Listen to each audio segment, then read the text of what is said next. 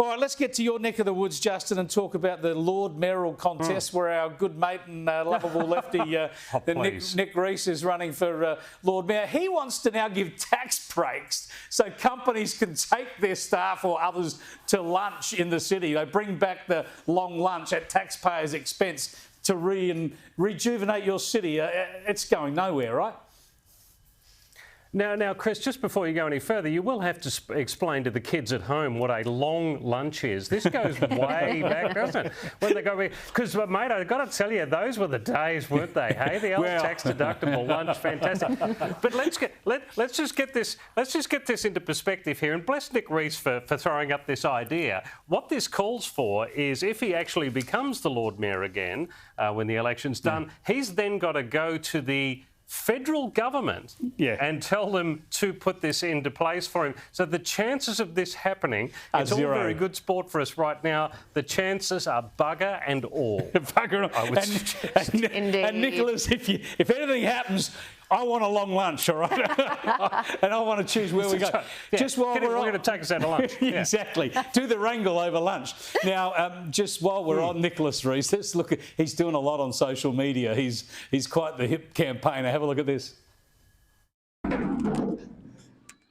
Just sliding into your feed with the news that I'm building 28 new parks in the city of Melbourne, just like this one.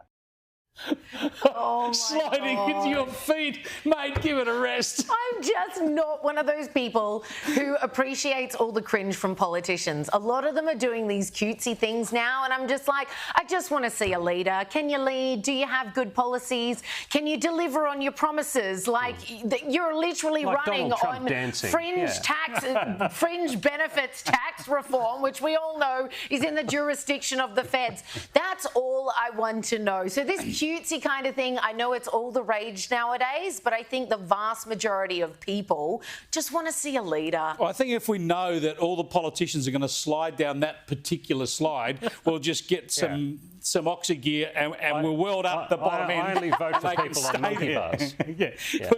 We'll just leave them in there. Now, I want to go to a story in South Australia, down in Robe, I think it is, down in the Wattle Range here near Penola. And there's a street name down there called Chinaman's Lane.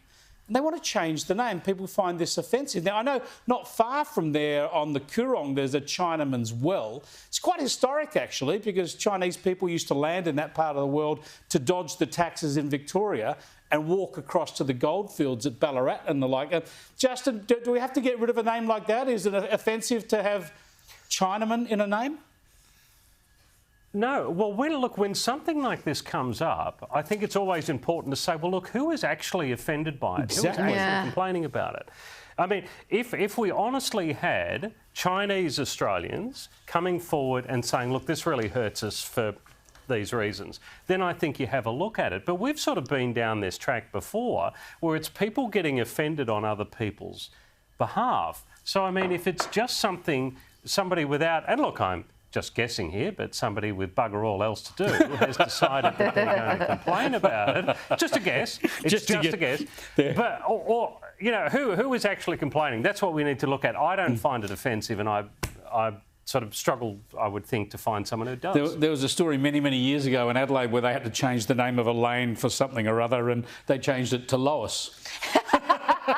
Lois Lane. Now, let's go to American politics because there's a great interview where 60 Minutes talked to both Kamala Harris and Tim Walz. First up, here's Kamala Harris when she was pressed on why illegal immigrants quadrupled after the Biden-Harris administration came in.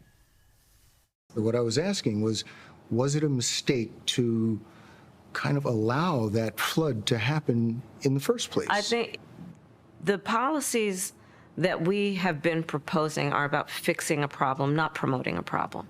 Okay? But the numbers did quadruple. And the numbers today, watch. Because of what we have done, we have cut the flow of illegal immigration by half. But should you have done cut that? the flow of fentanyl by half.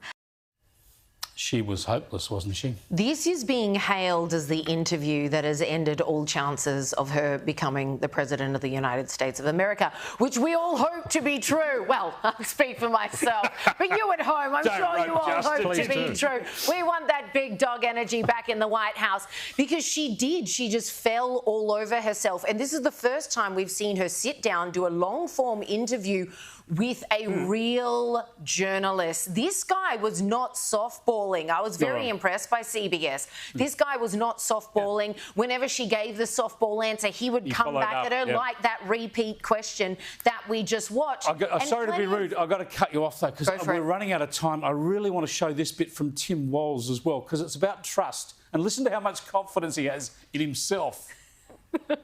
In your debate with J.D. Vance, you said, I'm a knucklehead at times. And I think you were referring to the time that you said that you were in Hong Kong during the Tiananmen Square unrest when you were not. Yeah. Is that kind of misrepresentation, isn't that more than just being a knucklehead? I think folks know who I am, and I think they know the difference between someone expressing emotion, telling a story, getting a date wrong rather than a pathological liar like Donald Trump. But I think it comes down to the question of whether you can be trusted to tell the truth. Yeah, well, I can. I think I can. I will own up to being a knucklehead at times, but the folks closest to me know that I keep my word. I think I can be trusted. He doesn't even convince himself, Justin. Look, I think they should be getting the tough questions. I'm really pleased to see this. I think they should. It's exactly how it works. I know we're short on time here, but have we got time for some Trump clips? No, can we play a few Trump clips? Oh, please, do me a favour. He would wipe the floor with that fool. We'll wrap up the show it. and we'll keep wrangling off air. Liz and Justin, thanks very much.